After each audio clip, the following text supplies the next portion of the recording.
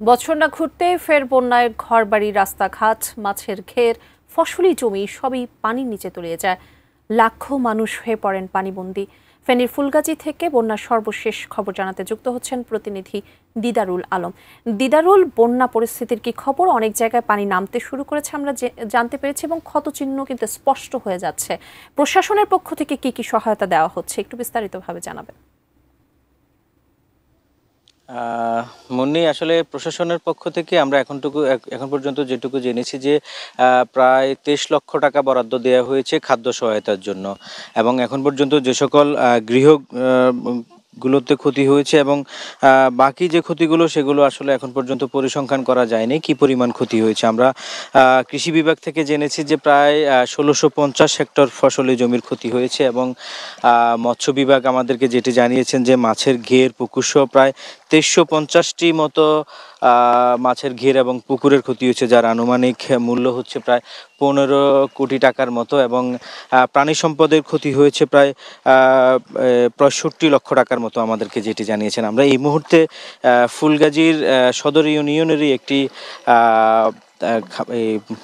Farm দেখতে পাচ্ছি আমরা, যেখানে আসলে অনেকগুলো মুরগির ফার্ম দেখা যাচ্ছে। সেখানে এই খামারের প্রায় 15 থেকে 20টি শেড আমরা দেখছি যে এখনো পানিবন্দী রয়েছে, যেখান থেকে আসলে তাদের যে খামারের মুরগি ছিল সে মুরগিগুলোকে আসলে অন্যত্র সরিয়ে ফেলা হয়েছে। কিছু কিছু জায়গায় হয়তো পানিতেও ভেসে গিয়েছে, তারা আমাদেরকে জানিয়েছেন।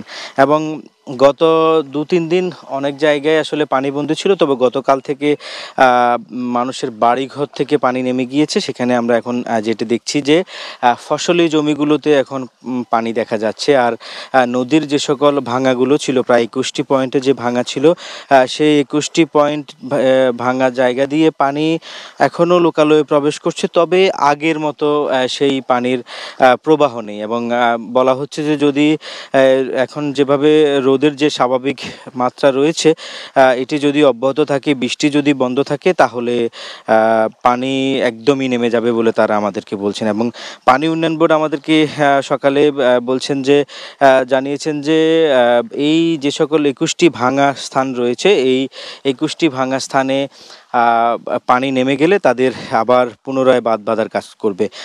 সকালে কিন্তু ত্রাণ ও দুর্যোগ ব্যবস্থাপনা মন্ত্রণালয়ের উপদেষ্টা ফারুকী আজম ফেনী পরিদর্শনে এসেছেন এবং তিনি যখন ফেনী পরিদর্শনে এসে একটি আশ্রয় কেন্দ্রে পরিদর্শনে যান, সেখানে আসলে আশ্রিত যারা ছিলেন তারা এখানকার উপজেলার যে ইউনো মহোদয় রয়েছেন তার যে ত্রাণ ব্যবস্থাপনায় যে অব্যবস্থাপনা ছিল সেটি আসলে তাকে অভিযোগ করে বলেন। এবং তিনি আশ্বস্ত করেছেন যে যতক্ষণ পর্যন্ত পানি নামবে না এবং মানুষ যতক্ষণ পর্যন্ত বাড়িতে ফিরতে পারবে না ততক্ষণ পর্যন্ত ত্রাণ কার্যক্রম অব্যাহত থাকবে না। এবং যে সকল এই ফেনীর যে 221 কিলোমিটার যে নদীরক্ষা বাঁধ, সেই নদীরক্ষা বাঁধে যাতে করে কোনো আবার আগের মতো ক্ষতির মুখে না পড়ে, সেজন্য তিনি বলেন যে একইভাবে এই বারবার একইভাবে বন্যা নিয়ন্ত্রণ বাঁধকে এইভাবে না বেঁধে যাতে করে স্থায়ীভাবে সমাধানের দিকে করা যায়, যাতে অন্য ঠিকাদারকে কাজ না দিয়ে যদি সেনাবাহিনীকে যদি এই বাঁধ মেরামতের কাজ করা যায়, সেক্ষেত্রে